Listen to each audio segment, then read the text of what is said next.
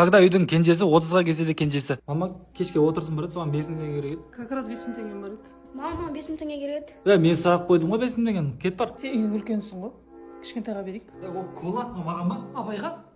Бағана ғана ішті ол. Қойшы ішемей. Қой, абай ішет. Сен дөусің ғой үйдің. Сен екеуің далада отындарды шабыңдар бар. Болды, шабамыз ғой. Жүр абай. Абайда нең бар? Өзің істе бар, кішкентай ол. Кішкентай? Сен үлкенсің ғой? Үлкен. Мамасының бөпесі, мамасының сақалақ.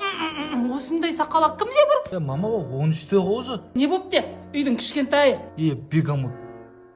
Қара бегамот. Ринат, інің дұрса берме, еркелетсей. Ой, бопты. Ой, бұны еркелетпегенде кімді еркелетем? Ой, кімнің інісі бұл? Кімнің інісі бұл? Кімнің інісі бұл?